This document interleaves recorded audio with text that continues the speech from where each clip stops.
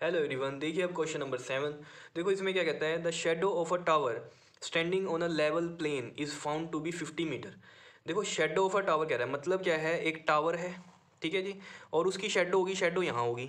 तो ये शेडो होगी, क्यों होगी शेडो? क्योंकि यहाँ पर क्या होगा, आपके पास सन होगा, तो शेडो यहीं बनेगी इस टावर की, ठीक है। देखो पढ़ो क्या कहता है, the shadow of a tower standing on a level plane is found to be 50 metre longer when sun's elevation is 30 degree then when it is 60 degree. मतलब मान लो यहाँ पर जो एंगल ऑफ एलिवेशन है ये कितना है, 60 डिग्री है, यही बोल रहा है वो, ठीक है।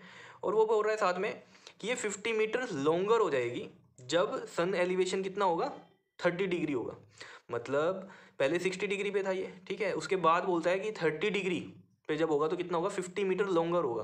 कंपेयर कर रहा है कि जब वो 60 डिग्री पे था, तो मतलब 60 डिग्री पे इतनी थी यहाँ पर शेडो, अब कितनी और बढ़ गई, 50 मीटर और बढ़ गई जब ये एलिवेशन एंगल कितना हुआ आपके पास, 30 डिग्री हुआ। मतलब ये यहाँ पर 30 डिग्री हुआ। ऑब्वियस सी बात है, जब हम पास में होंगे, ठीक है ना, तो ऑब्वियस सी बात है ये एंगल क्या होंगे, बड़े होंगे, दूर होंगे तो ये एंगल छोटे होंगे। तो आपको बात को समझना है, ये कितनी मीटर लॉन्गर हो गई, 50 मीटर लॉन्गर हो गई शेडो। क्या इतनी बात समझ रहे हो? जैसे दोबारा से समझो क्वेश्चन को, कहते हैं the shadow of a tower standing on a level plane is found to be 50 metre longer when sun's elevation is 30 degree then when it is 60 degree. मतलब कंपेयर कर रहा है, then when it is 60 degree, जब वो 60 degree था elevation angle, ठीक है, और जब 30 डिग्री हुआ तो कितनी बढ़ गई शेडो, 50 मीटर लॉन्गर हो गई। मतलब समझ रहे हो? मतलब ये हमें नहीं पता ये कितनी होगी, मान लो ये वाली पहले एक्स थी, अब कितनी हो गई और बढ़ गई, 50 एक्स्ट्रा हो गई, तो मतलब एक्स प्लस 50 हो गई टोटल शेडो। समझ रहे हो ये बात को? ठीक है।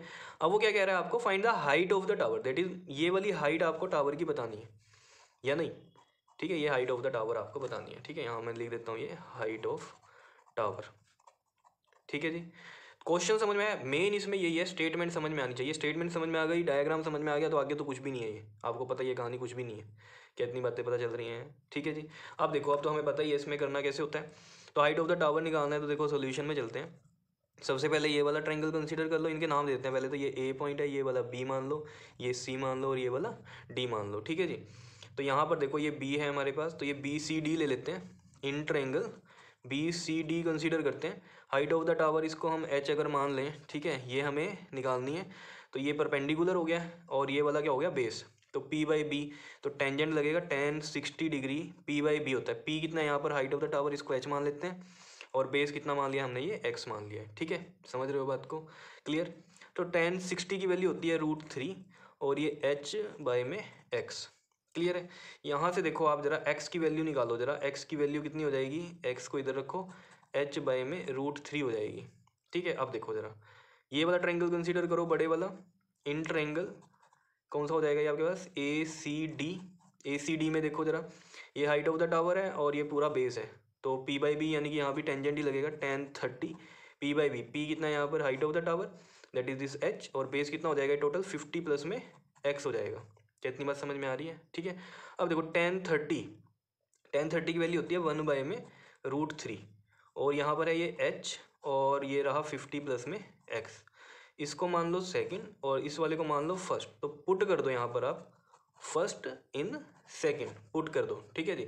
तो पुट करेंगे हम फर्स्ट को सेकंड में, तो क्या आ जाएगा, देखो यहाँ पर आपके पास दिख रहा है ये, ठीक है। तो यहाँ पर ये देखो 1 बाय में √3 इज इक्वल टू में h, और 50 प्लस में x की वैल्यू है हमारे पास h बाय √3, ठीक है। तो यहाँ एलसीएम ले लेते हैं, देखो 1 बाय में √3 तो यहाँ पर है, h यहाँ पर रखते हैं, और नीचे यहाँ एलसीएम लेंगे तो √3 एलसीएम, तो ये बन जाएगा 50 √3 प्लस में यहाँ आ जाएगा h। क्या इतनी बात समझ में आ रही है? ठीक है। अब देखो इसमें क्या करेंगे हम, ये 1 बाय √3 एज इट इज़ रखेंगे, ये √3 ऊपर चल जाएगा तो ये h √3 हो जाएगा, और यहाँ पर आ गया ये 50 √3 प्लस में h। क्या इतनी बात समझ में आई है? ठीक है।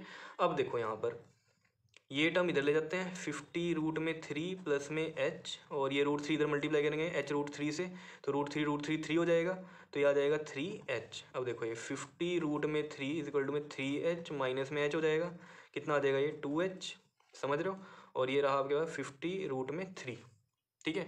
तो h की वैल्यू कितनी आ जाएगी यहाँ से, देखो जरा 50 √3 और डिवाइड बाय ये 2, कितना हो जाएगा ये 25। यानी कि जो हाइट ऑफ द टावर है वो कितनी आ गई हमारे पास, 25 √3 हाइट ऑफ द टावर आ गई मीटर में।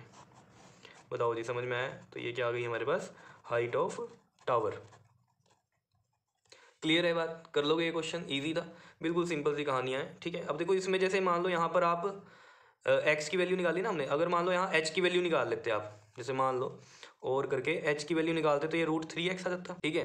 तो √3x आ जाता, उस यहाँ पर क्या होता है, एच की वैल्यू को √3x पुट कर देते आप यहाँ पर, मान लो सेकंड में, ठीक है ना। तो यहाँ से क्या निकलती वैल्यू, एक्स की वैल्यू निकलती, फिर वो जो एक्स की वैल्यू आती है उसको फिर दोबारा यहाँ पुट कर देते हैं, ठीक है ना। तो यानी कि यहाँ से अब आप एक्स की वैल्यू निकालोगे तो 25 निकलेगी, तभी एच कितना आ जाएगा हमारा 25√3 आ जाएगा, यानी कि हाइट ऑफ दैट टावर। तो इस तरीके से भी कर सकते हो आप, ठीक है जी। तो कोई दिक्कत नहीं है कि कहीं सोचो एक्स सी क्यों निकालना है, एच भी निकाल सकते थे, यहाँ पुट वैल्यू पुट करते, लेकिन बाद में आपने देखा तो वो तो एक्स आया था, तो बाद में फिर आप क्या करते, फिर यहाँ पर पुट करनी पड़ती है आपको वैल्यू, क्योंकि हमें तो एच चाहिए ना, ठीक है। तो इस तरीके से भी कर सकते हैं। बताओ जी, कर लोगे क्वेश्चंस को, ईजी थे, ठीक है। तो बहुत ईजी है क्वेश्चन, बस प्रैक्टिस मांगते हैं आपसे, तो प्रैक्टिस करो, अपने आप ही ईजी लगने लग जाएंगे।